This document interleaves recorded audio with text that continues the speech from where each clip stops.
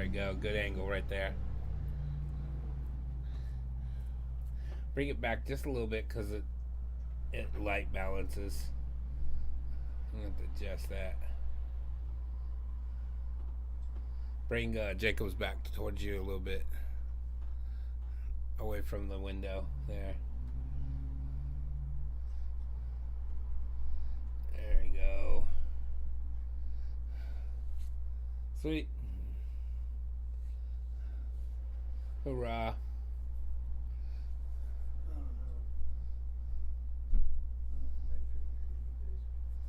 Yeah, it'll be short and brief. It won't be painful. I was actually hoping I'd rather come on here and try my song on my guitar one of these days. That's a great idea. So should we just wait and rather do that? We're live right now. Good morning. We're live right now. Good hot morning. I forgot to turn the screen on, you know? So so we're talking about what we're going to talk about on the Talk About. But yeah, so we're open, we're live. Let me get you guys' mics up. Go ahead and say hello. Good morning. Good morning. Perfect. It looks like we're all on there. We all have some audio, and it looks like we are live and we are doing this thing. So let's see if the other chat is working now that we fixed it. Yes, it is. And that works good. So you can see two of me. All right, but the one thing that was amazing yesterday, I was here at work. We did our live, and I was prepared to work my butt off today because I have a deadline I got to meet and I got to work.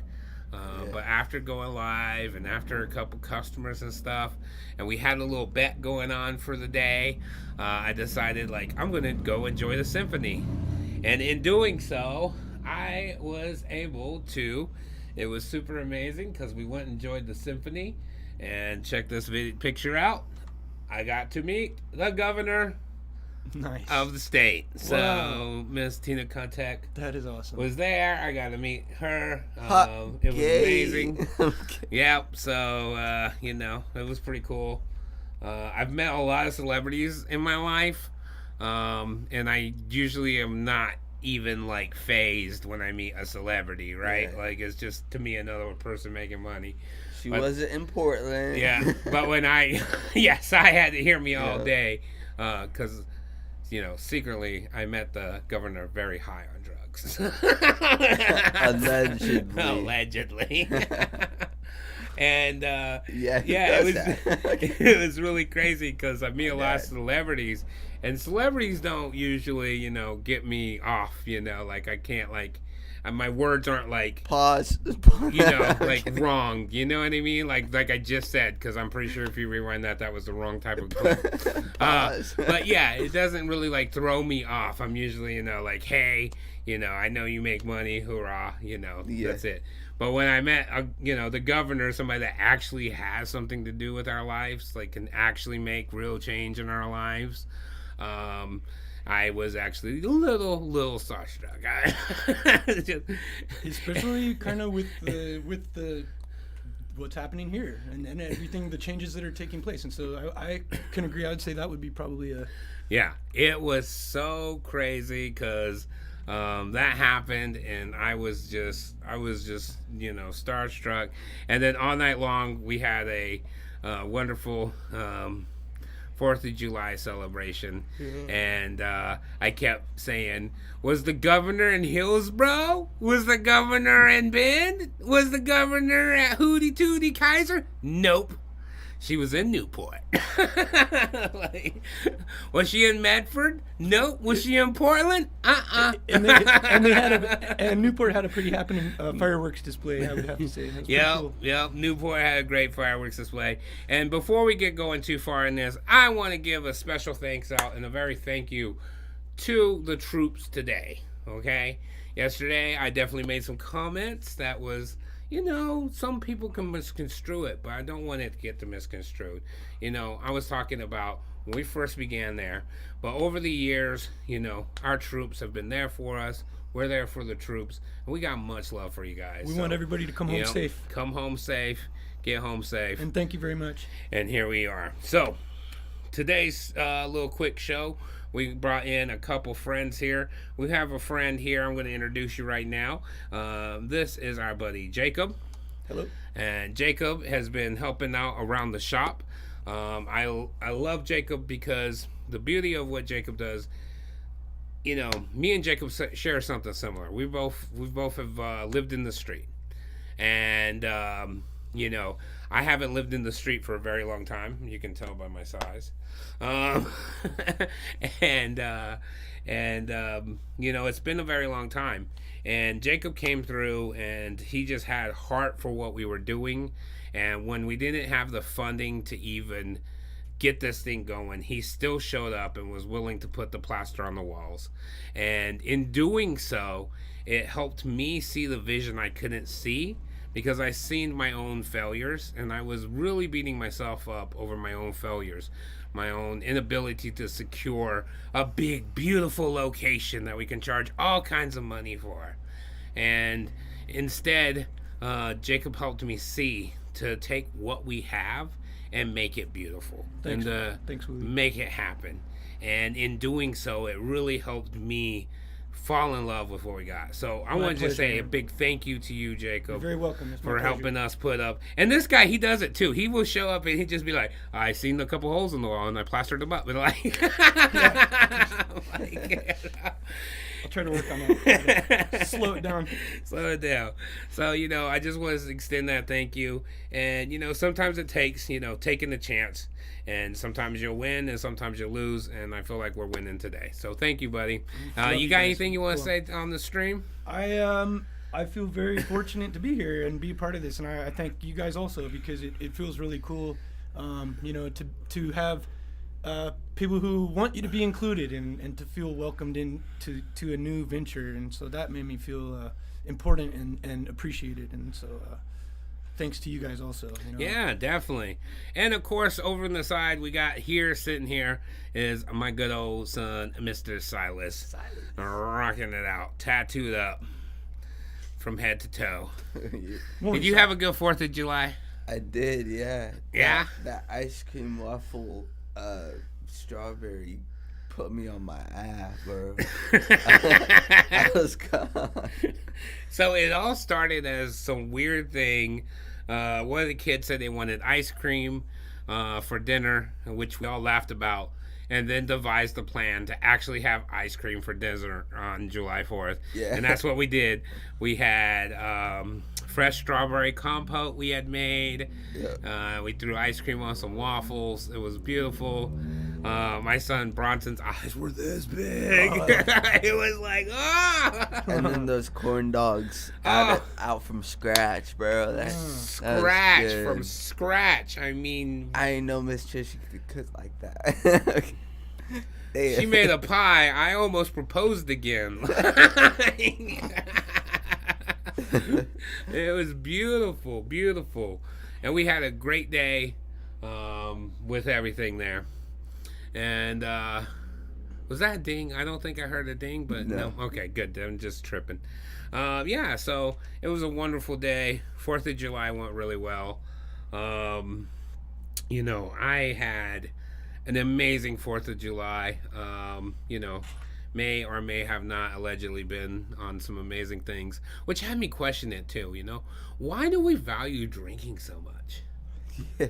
Like, really? Like, I had a great time, and with no alcohol, and I wasn't, you know, besides making the pancake batter go everywhere and having to clean it up, which was interesting. But, you know, at the end of the day, I was asking myself, like, man, you know, everybody usually, you know, spends money on alcohol and gets all this, and let's, you know, it's just depressant.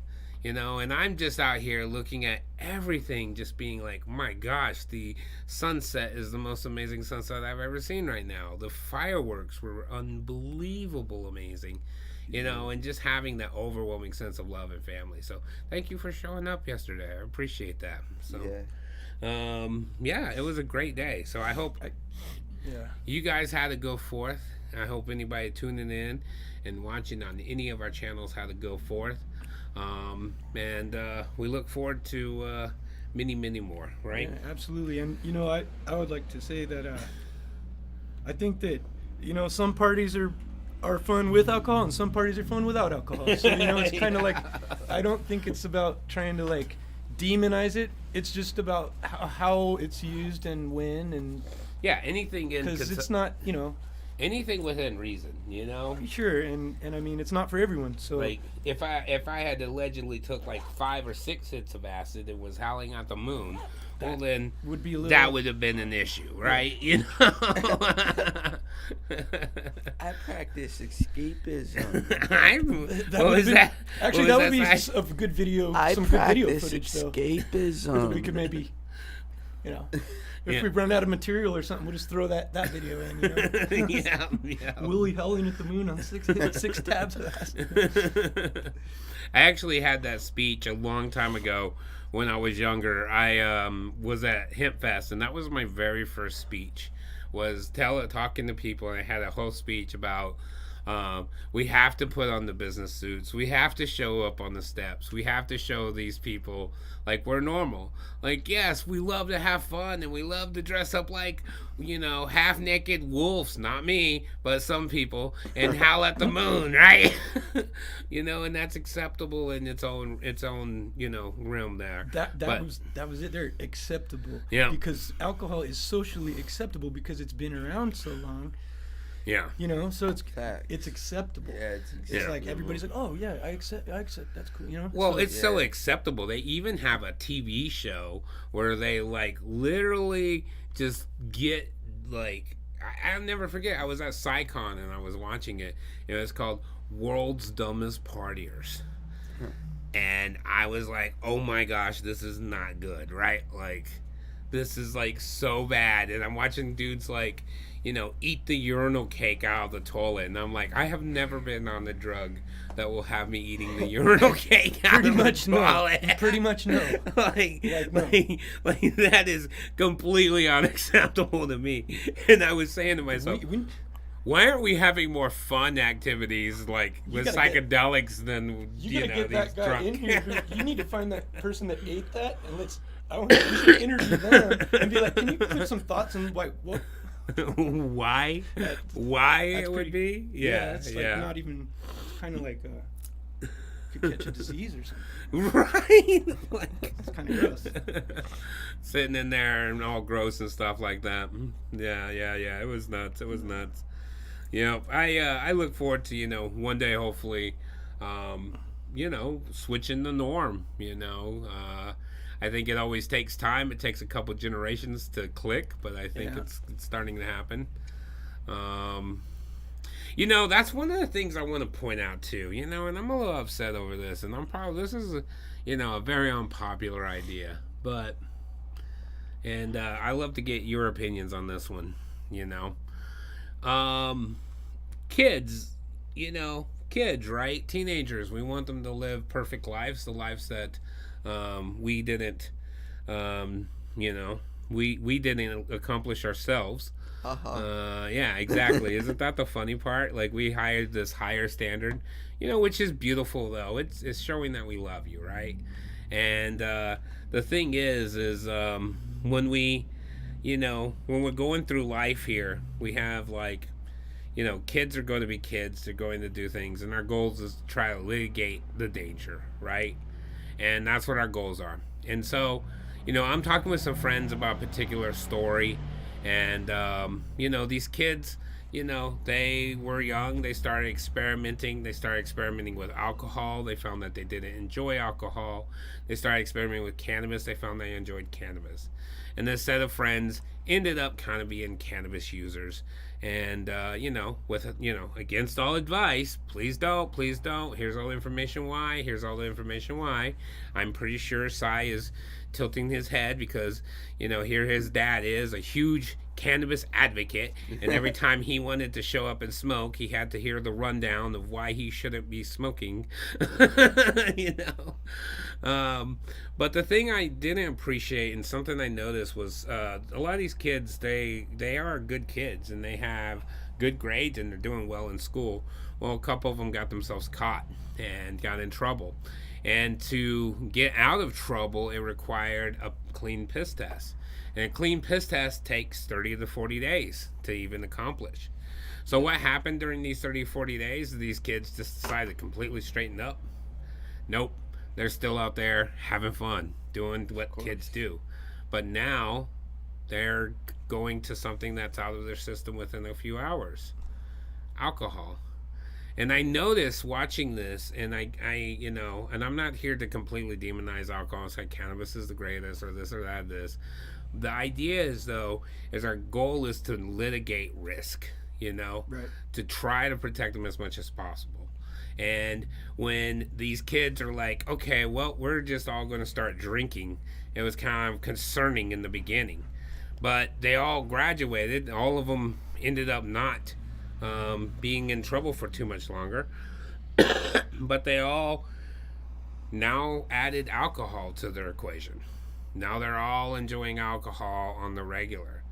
And I can't help but wonder and sit back and kind of look at this thing and ask myself, like, did the system push that more? I mean, yes, as parents, the parents should have just completely stopped them some way, but short of locking them down in the rooms, what are they going to do? No, you can't. You know? How many of you can seriously look in this camera and look at your screen right now and say, hey, I wasn't sneaking alcohol off when I was a kid? How many of you can say, I wasn't pouring, water in my bottles? Look at Cy right now. He's like, what? You know that? Yeah, we've been known that since the 50s, bro.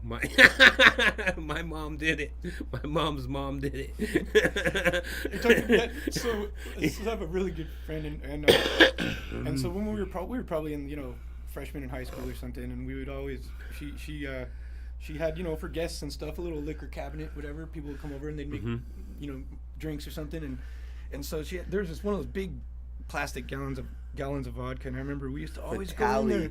We used to always go in there, and we'd be like sneaking get our little buzz on, and then pour water back in it. And so this is when we were in like freshman in high school, right? So so years and years and years and years later, I'm talking we're like 29 years old now, like way after high school. And so we were around, Danny's mom and telling the stories of, yeah, man, I remember we used to go over to your house, Danny, and take that vodka and fill water back in it. And his mom goes like, her face just kind of drops. She goes,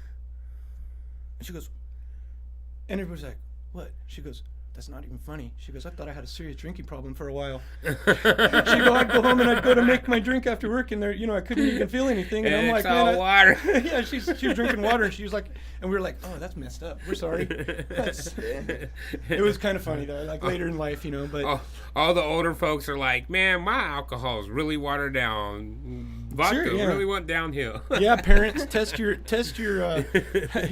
liquor proof there. It might be a little more watered down than you think. My alcohol binge was bad growing up. It was horrible. I fucking hanging out with Colton and Ian every day. Every single day we'd go to Albertsons and allegedly steal a bottle. Yeah. Oh, don't a gallon of Itali vodka. And whatever it was, we got it. And we'd down it that day. And then the next day, go out and do it again. Glad you're not doing that anymore. 4-6 months straight. I'm not even kidding. And like after those 6 months, bro, we all felt like shit. Like Colton's liver was dying type shit. Like he went to the hospital over it. It was horrible. I will add this too. I've lived in Arizona for the past 15 years, my wife and I. So when I moved to Arizona, I'd come from Southern California, and I thought I had seen it all. I'm like, I know what is in the world, and I thought I'd been around the block. Well, I ended up I had a very close friend that was a sister of someone I knew, and she passed away at 37 years old from liver cirrhosis, and that really changed a lot for my view of alcohol, and I didn't even think that was possible, that someone that young could be gone already, because of that stuff. And so I know a whole family that. Glad you're not doing that anymore, Si. That's Yeah. that's not the way to go, you know. Yeah, Sadly, it's I know a fucked up. whole family of 4 brothers, and 3 of them are passed away at a young age from that. Wow. And the thing that you mentioned about that, and I want to point this out, that's a great story, and thank you for sharing that. Yeah. Because I was fighting for legalization at the same time in Washington State that the grocery stores were fighting to be able to sell liquor in their stores. Yeah. And so we were able to legalize and do that on the same time frame. And I was blown away because we used to throw events and parties and stuff, and I was blown away of how many young people were coming up to me offering to sell me alcohol for our events. And they were stealing it from the stores. That's crazy. And I was like, we don't do alcohol events, first off. So, Well, I mean, will you remember? that was something we just never did. And I was really blown away because I actually went to the city council members to discuss holding a moratorium on cannabis. And they were, working on slowing down cannabis becoming, fully regulated and offered in that city. And I called the police chief out on this subject matter, like in the city council member thing. You can look up the minutes and everything. And I literally asked him, I was like, what's the data on this? Like, you guys know you got to, I mean, if I'm seeing it, I know you guys have to see it. There's no way you can't.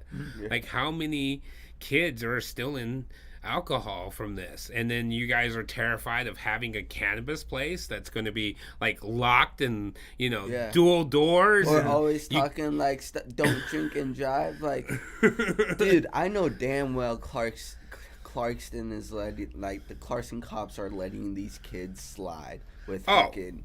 They're they don't give a fuck. Don't about these get kids, me bro. started. Lewiston, Idaho. I was a teenager. I was sober. I had a couple drinks. My friends, the preppy kids, were drunk. Yeah. They picked me up. We were on our way back. A kid flicked a cigarette out the window. The cops pulled us over, and then they hammered on me. And they actually kept me, threw me in jail. I lost my job because I admitted to drinking a beer. And then they let the very drunk driver and his friends drive off and drive home. Yeah, and I'll never forget him telling him, I'll have a conversation with your mother tomorrow. And I just felt so, like, lost. And, here I am. I wasn't even drunk. But I just admitted to having beer, but I was underage. So I went to jail. And I proceeded to lose my job the next morning and everything like that. It just kind of unraveled. And so, yeah, that is very much happening in some of those small towns like that. Yeah, it's insane to think about, because, like, when I was living there, I just see, like, hella people just constantly just go be stealing alcohol from Albertsons. Only Albertsons, too. And, I don't understand why these cops aren't, like, in the parking lot constantly trying to catch these kids. They're not. They're just like. Yeah, I actually just want to point out too. We have a member here that Cassandwich. Thank you for tuning in. 5 years sober. I think we're gonna give her hands on that one. Good job. Good job. Keep up the good work. Definitely. So. Yeah, it's a thing, and I think when it comes to litigating risk, that's something we have to, we have to balance out. Like for us as a psilocybin operation, we have to have transportation plans. I love when I go to a bar and they're like, "You want a drink, honey?" And I'm like, "No, I don't want to fill a transportation plan out, right?" But a transportation plan that says that, hey, even though you've been here, you've been on the psychedelic, you've stayed the minimum amount of, the minimum amount of time that you're required by law to stay. Yeah. We've kind of checked to make sure that you're feeling semi-sober. You're still not allowed to get yourself home. You have to have somebody pick you up. And this even goes down into the lower levels. Safety first. The subperceptual doses, a microdose. If someone was to come have a microdose, unfortunately, they still are required to have a transportation plan to get home, which really prevents the ability to have a microdose before work. And hopefully we can get that changed. There's going to be some rule changes coming up. So we're working really diligently on making sure to hopefully get our voices heard so that hopefully more people can have those opportunities. And yeah, that's what we're doing with that. Yeah, it's crazy, isn't it? That's, we need to be better. We need to work a little bit better when it comes to that stuff. In Washington, Clarkston and Lewiston, they need to handle their shit better. There's a reason I don't go back. Yeah. And no, sir, I didn't have any beer. Yeah. That would be the correct answer for you. They would be like, okay, and they'd drive off. Yeah. Okay. Yeah. Word for it. I like that. Fun ends when safety ends. That just came across the feed. Yeah. I think that's a great one. Because being safe, making sure you're good. That's also part of the journey, because when we get into the journey of the hero's journey, the psychedelic experience, being able to know you're somewhere safe and that you're cared for helps you let go so you can flow with that journey. If we're constantly being like, oh, is my cat fed? Did I make sure I locked the door? What's wrong? Did I do this? Should I? Is there an email I wrong? need to fill out? Did I send out that email? Do I need to make sure my mom knows I'm okay? Like, all these little things are kind of pulling and tugging on you when you're having that experience. And so, like, the goal is to let go and, like, know that you're in the safe space. And so that's what it happens during the psychedelic experience to help you achieve your disconnect from your default mode network, which then opens up your neuroplasticity, which then does some wonderful things, and we'll discuss a lot of that during these shows, so be prepared for lots of information on that. And if you want to learn more too, don't be afraid to ask, and we will be reaching out to our members and people who join to join us in this conversation. Sometimes we can actually have you on digitally. You can also come into the studio and grab a chair and be part of the conversation. So we plan on having these things open up, and hell knows, I might even leave it open and running while I'm just working on other stuff, just so we could all be together hanging out. So I wanted to just add, if I could, guys. Yeah, go for it. Excuse me. I just wanted to add one more thing with the.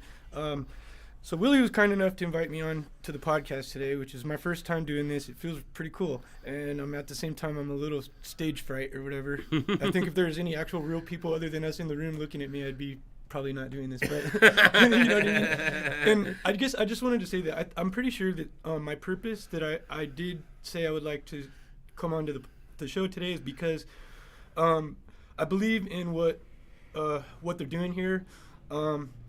And with the alcohol, I've had broken bone injuries. I was in a rollover car accident, and that happened when I was 17 years old. It was 1995. And, in my younger years, I'm 46 now, in my younger years, it wasn't so big of a deal. But then, so later on in life, it put me on painkillers because I was having issues, and it was like head injury or like broken bones, all this stuff at once. And so, long story short, I was genuinely in like a lot of just physical pain. Like sometimes tears would come out of my eyes. And so they put me on these painkillers. I was on morphine and I was on oxycodone at the same time. They put me on that, and I had never touched anything like that in my life. And I'd say for about the first few days, I felt like this is a miracle. Like I'm not in pain. Well, after about 2.5 months, I knew I was already hooked, because my tolerance started going up, and I couldn't deny that. And I knew where it leads to, and I said, I gotta. So the medical marijuana program in Arizona was very new, and it was another couple $100 that I just couldn't just pull out of a hat at that moment.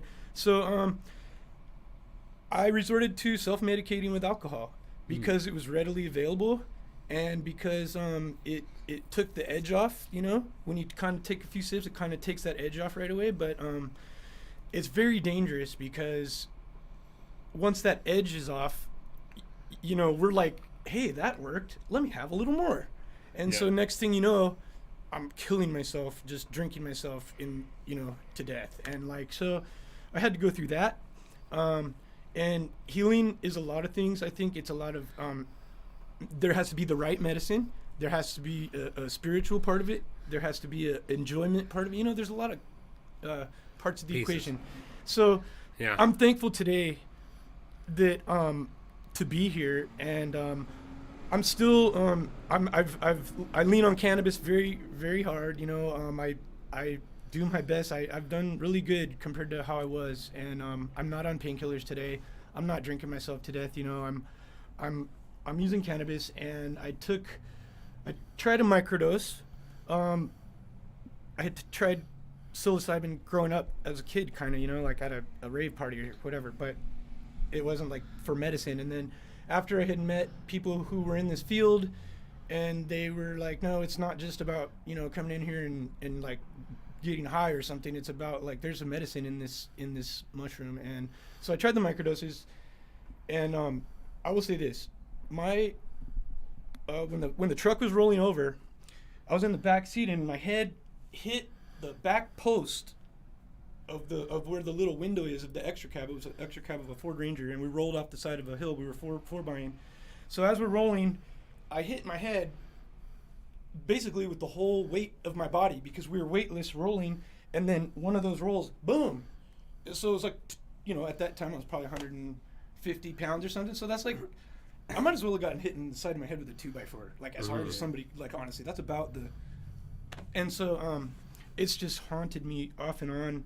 It'll creep up sometimes, but when I took a microdose, the lights went on. I didn't realize how hard I had been hit, because it's like there's a dark spot in my vision. It's like a window tinting.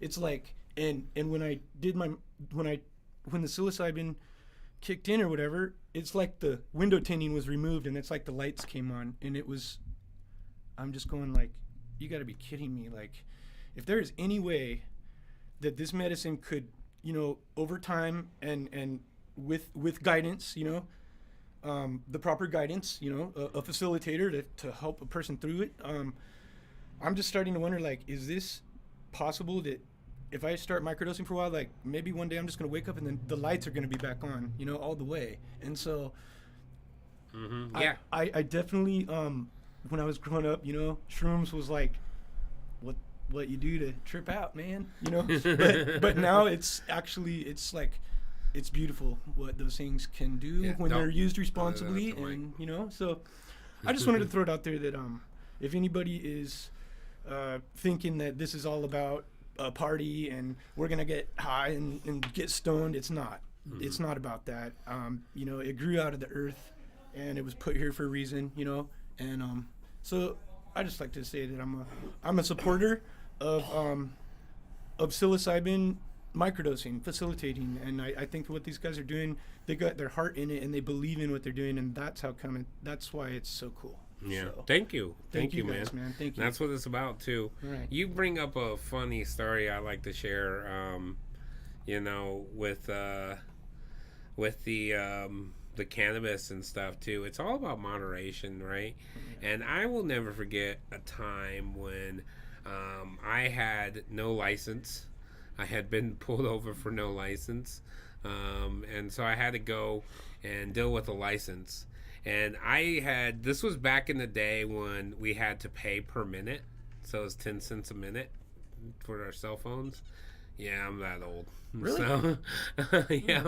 And so we had to pay 10 cents a minute for our cell phone. And so I spent all day trying to actually get my license secured, spent dang near, $100 and something worth of minutes trying to, be on this. And I get to court, and I'm the only one in the courtroom besides another state trooper. And they're like, oh, so how'd you get to court today? Did you drive yourself? And I'm like, I swear I thought my license was good, because they reran it, and they're like, it looks like you have everything approved, but you didn't have it reinstated. Like, you have your license, but it's not reinstated. Well, I was really tripping, and I was like, oh my gosh, I got to somehow figure out how to get this license reinstated. And excuse me, thank you we guys. helped out. Thank you guys. And I had to figure out how to get my license reinstated. And so I simply was like, okay, I'm going to get my license reinstated. Oh, I guess I forgot my phone. And so I worked on getting this license reinstated by going into the sheriff's office, because the other town is where the DMV was, so I couldn't walk to it, you know. And so I walk in and I was like, I need to go to the DMV. I need safe passage to the DMV. And this sheriff was like, okay, well, let me help you. And he tries to get on the phone. He's trying to call over. And I'm just like, dude, I spent a whole day at 10 cents a minute trying to get this done, and it did not happen. So he's like, okay, well, you could ride with me. And I was like, whoa, okay. So mind you, at this time, I'm, you know, I hate to say it, I'm very anti-police. I am very, you know, not very friendly with them often. And we had...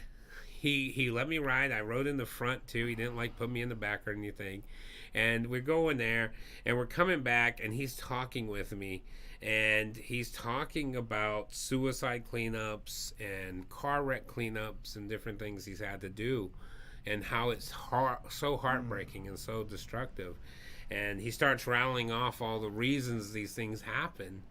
And you know, alcohol and pills and you know, methamphetamines and opiates, and he's rattling them off, and he doesn't say cannabis.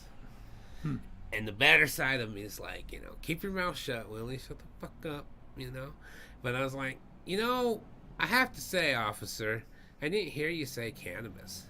And he proceeded to tell me that he didn't think cannabis was a very bad thing, and that he loved interacting with the people who were high on cannabis, because they were usually extremely cooperative. That's like they were real as fuck. Friendly. Yeah, it was real as fuck. And then he got real personal with me, and he actually shared a story. And please forgive me, I have grown so past this, and this is what this is going to be. This is going to be me telling my stories, and so you guys can see my growth. So when you hear me say some things too, please, when you soundbite it and you're like, Willie hates all cops, just realize at one point in time, yes, I did. But I listened, I learned, I grew, you know, and that's what happened in this moment. He shared with me the story of him being a police officer on a stop on the side of the road, and a car had came by and had hit him. Now, I was the type of kid at that time who would have rooted for that, you know? And he shared all the pain he went through and how they got him on opiates. And he did. He got addicted to opiates. And he had shared with me that he was addicted to opiates for 13 years while on the force. And having to hide it and cover it. And mind you, we didn't know each other. My ex called me during this call. She knew my level of hatred of the police officers. So when she proceeded to call and ask, what are you doing? She never trusted me. So, you know, she said, what are you doing? I said, I'm riding with a cop right now. She's like, nah, no, you're not. I'm like, nah, I really am. What's up, Sheriff? But the beauty they share with me and the stories he shared with me made me have that empathy in that moment of clarity and understanding that this too was a person. They're human beings And too. it unraveled me, you know. And in his sharing with me, it opened me up. And he was one of the cops that actually signed our legalization efforts that we're working on. Cool. And it was a beautiful story. And I just appreciate you kind of reminding me this story, you know, of personal growth. You know, and I got love for, you know, They're too good to be true. I'm sorry to say the painkillers. I mean, they work, but they're too good to be true. Good to be true. They don't, after 4 or 5 months of that. I mean, it's like you know. Start popping, man, nonstop. Your tolerance goes Tell up. you That's what, nature. dude. You know, our tolerance goes up. And next thing, instead of taking 1 to get your pain relief, you're taking 2 now. Yeah. So what's it gonna be in a few more years? You're gonna be, or who knows? And look what else You're is gonna going be on. smoking some. Who knows? Yeah, and then once you can't get the pills, you know, no longer prescribed to you, yeah, then becomes the next thing. Yeah, do you And you know, hey, you know, we're gonna get modern too. You know, I really hope I'm glad that they kicked out that removal for bankruptcy for Purdue. You know, hopefully they can bury those guys. I still think they're getting light with a $6 billion settlement because I think they destroyed so many more lives than that. Wait, But who? Purdue, the manufacturing of OxyContin, Oh yeah. one of the things that has taken many of my friends. You Yeah. know, so OxyContin. and probably many of your guys' friends, and you know, let's all just take a moment to remember them. All of my friends are dying off fentanyl. Yeah, fentanyl is definitely the new oxy. I think Oxy. there's even a rhyme that was said that completely haunted me when you guys were younger. That like I can still remember to this day. We don't do oxys, we do fatty. Like, Oh yeah, that's oh God, I heard that and I'm still reeling from it. See, that was my trauma. You know how yesterday when you shared the trauma about the firework mortars getting tipped over and firing at us, that was my trauma. Silas, I never even heard of that.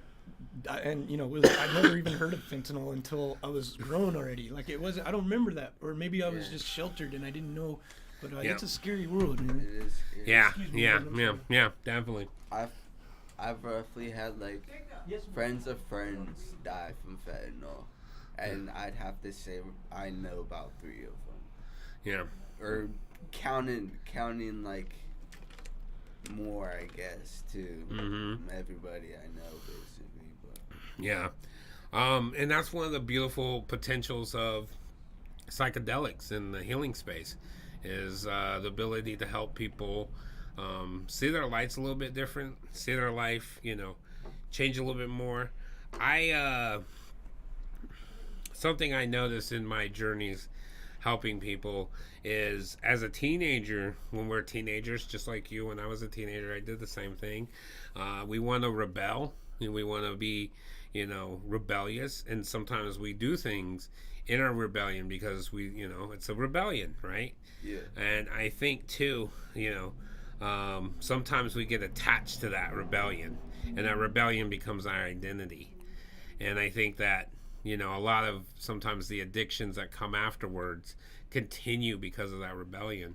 Or inside of the experience that we have, we learn to see a little bit more empathy for the loved ones, and even our loved, you know, even our parents, you know, who might not had it so easy, might not, you know, might have been struggling on their own, and where we figured out.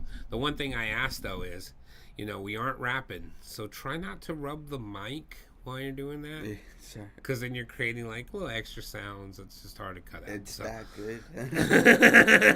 Yeah, I don't know if it's running through, but yeah, but yeah. So you know, it's one thing to do, and you know, hopefully all your guys' mushrooms are happy dancing and not sad face dancing.